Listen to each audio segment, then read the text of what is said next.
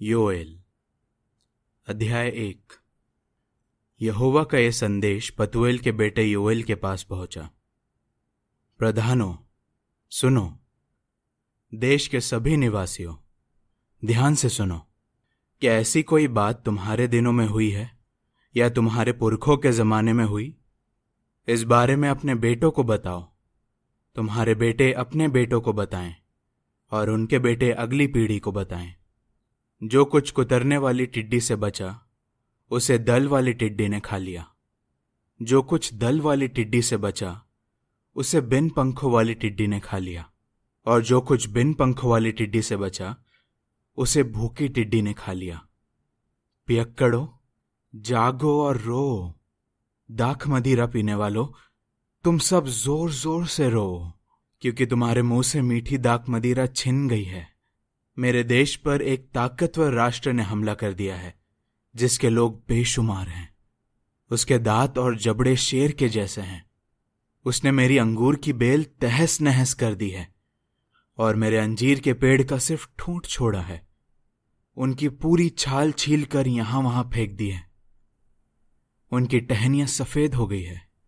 तुम जोर जोर से रो, जैसे एक कुंवारी अपने दुल्हे की मौत पर टाट पहने रोती है। यहोवा के भवन में अनाज का चढ़ावा और अर्घ का आना बंद हो गया है। यहोवा की सेवा करने वाले याजक दुख मना रहे हैं। खेत उजाड़ दिया गया है, जमीन मातम मना रही है। अनाज नाश कर दिया गया है, नई दाख मदिरा सूख गई है, तेल खत्म हो गया है। किसान मायूस हैं। अंगूरों के बागों के माली जोर से रो रहे हैं, क्योंकि गेहूं और जौ नष्ट हो गए हैं। खेत की फसल बर्बाद हो गई है। अंगूर की बेल सूख गई है, अंजीर का पेड़ मुरझा गया है। अनार, खजूर, सेब, मैदान के सारे पेड़ सूख गए हैं। लोगों की खुशी अपमान में बदल गई है। याजकों, टाट ओढ़कर मातम मनाओ। वेदी के पास सेवा करने वालों, जोर जोर से रो। मेरे परमेश्वर के सेवकों, आओ और टाट ओढ़कर रात बिताओ, क्योंकि तुम्हारे परमेश्वर के भवन में अनाज का चढ़ावा और अर्घ का आना रोक दिया गया है। उपवास का ऐलान करो, एक पवित्र सभा बुलाओ। अपने परमेश्वर यहोवा के भवन में मुखियाओं और देश के सभी निवासियों को इकट्ठा करो और मदद के लिए यहोवा को पुकारो। हाय, वो दिन आ रहा है, यहोवा का दिन करीब है। वो दिन सर्वशक्तिमान की ओर से नाश लाएगा। हमसे खाना छीन लिया गया है।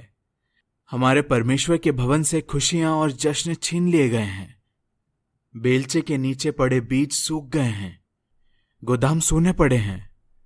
भंडार ढा दिए गए हैं, क्योंकि फसल मारी गई है। मवेशी भी करा रहे हैं। गाय बैल मारे मारे फिर रहे हैं, क्योंकि कोई चरागाह नहीं है। भेड़ों के झुंड सजा भुगत रहे हैं। हे यहोवा, मैं तुझी को पुकारूंगा, क्योंकि आग ने वीराने के चरागाह भस्म कर दिए हैं। लपटों ने मैदान के सारे पेड़ जला दिए हैं। जंगली जानवर भी तुझ पर आस लगाए हुए हैं, क्योंकि नदियां सूख गई हैं और आग ने वीराने के चरागाह भस्म कर दिए हैं।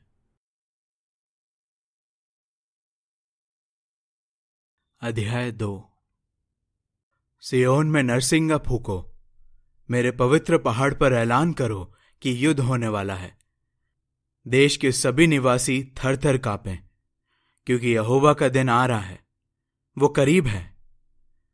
वो घोर अंधकार का दिन है, काले घने बादलों का दिन है, जैसे सुबह की रोशनी हो जो पहाड़ों पर फैलती है। एक ऐसा ताकतवर देश है जिसके लोग बेशुमार हैं। ऐसा देश पहले कभी नहीं हुआ और ना फिर कभी होगा। पीढ़ी पीढ़ी तक नहीं होगा। उसके आगे आग भस्म करती जाती है, पीछे ज्वाला जलाती जाती है। उसके आगे अदन के बाग जैसा देश है, मगर पीछे उजड़ा हुआ वीराना है। उससे कुछ नहीं बच सकता। वो घोड़ों जैसे दिखते हैं, युद्ध के घोड़ों जैसे दौड़ते हैं। जब वो पहाड़ों की चोटियों पर दौड़ते हैं तो उनका शोर रथों की खड़खड़ाहट और भूसी के जलने की चटचटाहट जैसा होता है। वो ऐसे हैं मानो सूरमाओं का दल मोर्चा बांधे हुए है। उनकी वजह से देश देश के लोग डर और चिंता में पड़ जाएंगे। उन सब के चेहरे लाल हो जाएंगे। वो योद्धाओं की तरह बढ़े चले आते हैं, सैनिकों की तरह दीवार लांघ जाते हैं। हर कोई अपनी राह पर चलता है, वो उससे नहीं हटता। वो एक दूसरे को धक्का नहीं देते। हर कोई अपनी राह पर सीधे आगे बढ़ता है। चाहे उनमें से कुछ हथियारों की मार से गिर जाएं, तो भी दूसरे अपनी पंक्ति नहीं तोड़ते। वो शहर में तेजी से घुसते हैं, शहर पनाह पर दौड़ते हैं, घरों पर चढ़ते हैं और चोर की तरह खिड़कियों से घुस जाते हैं। उनके सामने जमीन थरथराती है, आसमान डोलने लगता है, सूरज और चांद पर अंधेरा छा जाता है और तारे बुझ जाते हैं। यहोवा अपनी सेना के सामने बुलंद आवाज में हुक्म देगा, क्योंकि उसकी सेना विशाल है। उसका वचन पूरा करने वाला शक्तिशाली है। यहोवा का दिन बड़ा ही भयानक है। उस दिन कौन टिक पाएगा? यहोवा ऐलान करता है, मगर अब भी वक्त है। तुम लोग पूरे दिल से मेरे पास लौट आओ। उपवास करते और रोते बिलखते मेरे पास आओ। अपने कपड़ों को नहीं, दिलों को फाड़ो और अपने परमेश्वर यहोवा के पास लौट आओ, क्योंकि वो करुणा से भरा और दयालु है, क्रोध करने में धीमा और अटल प्यार से भरपूर है। वो विपत्ति लाने की बात पर फिर से गौर करेगा। क्या पता वो अपने फैसले पर फिर से सोचे, उसे बदल दे और तुम्हें आशीष दे, ताकि तुम अपने परमेश्वर यहोवा के लिए अनाज का चढ़ावा और अर्घ चढ़ा सको।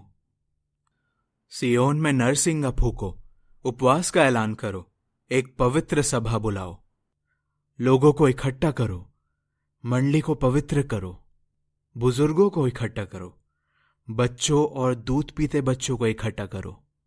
दुल्हा दुल्हन अपने अंदर के कमरे से बाहर आएं।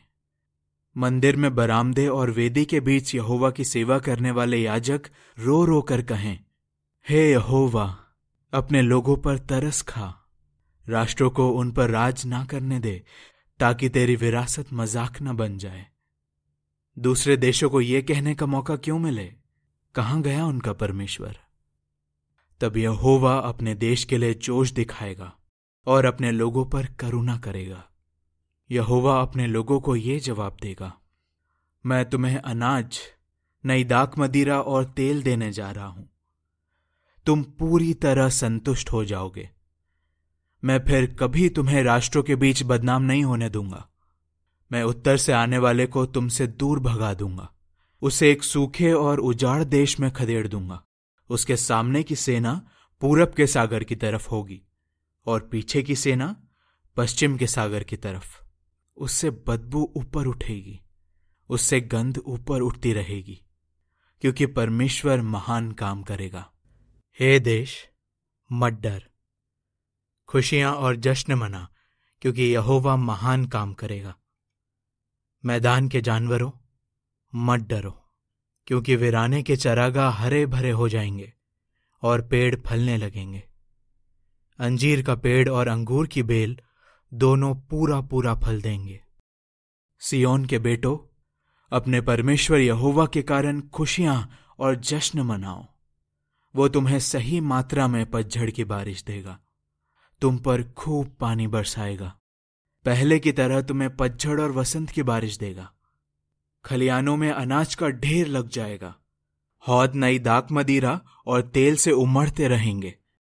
जितने साल मेरी भेजी हुई विशाल सेना ने दल वाली टिड्डी, बिन पंखों वाली टिड्डी, भूखी टिड्डी और कुतरने वाली टिड्डी ने नुकसान किया, उसकी मैं भरपाई कर दूंगा।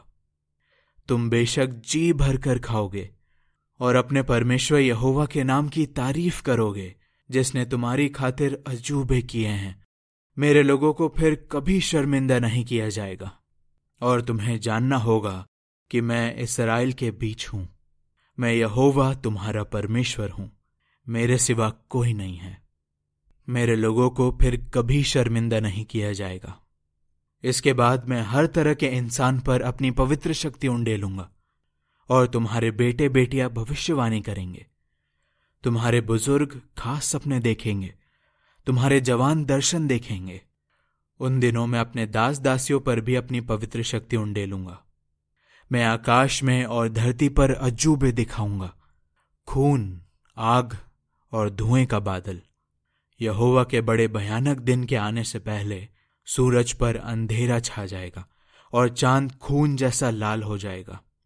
और जो कोई यहोवा का नाम पुकारता है वो उद्धार पाएगा, क्योंकि जैसे यहोवा ने कहा है, सिय्योन पहाड़ पर और यरूशलेम में वो लोग होंगे जो बच जाएंगे, वो लोग जिन्हें यहोवा बुलाता है।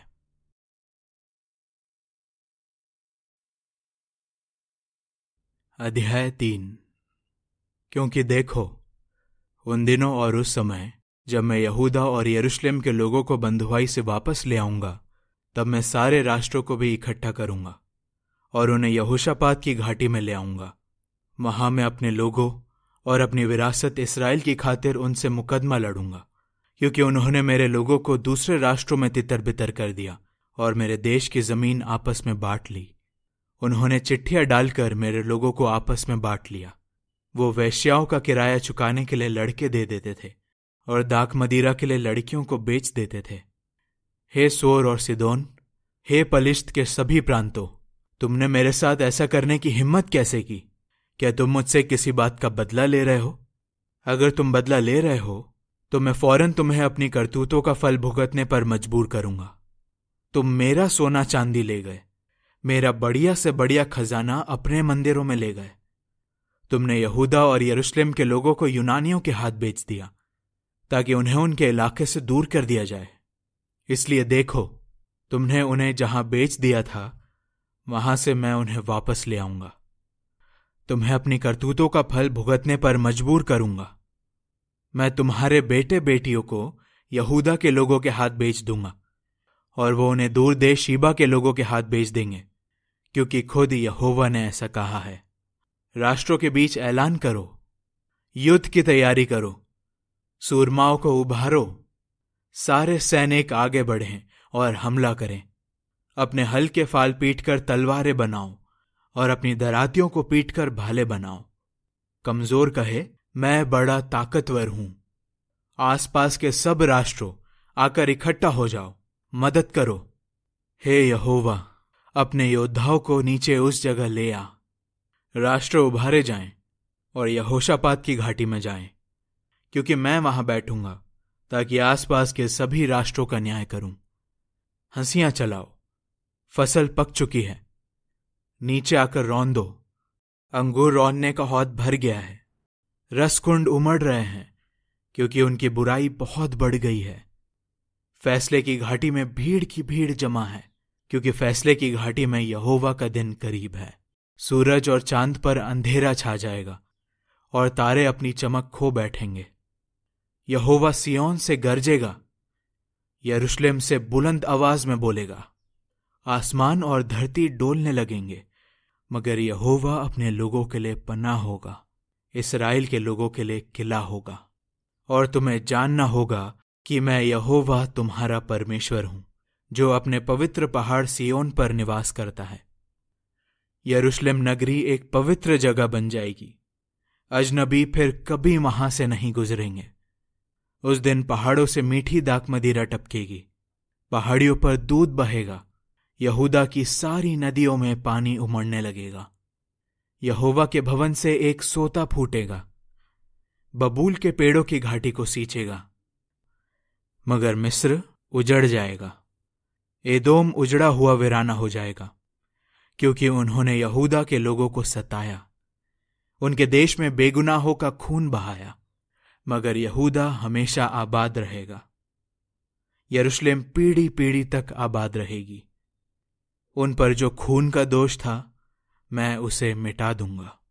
मैं यहोवा सिय्योन पर निवास करूंगा।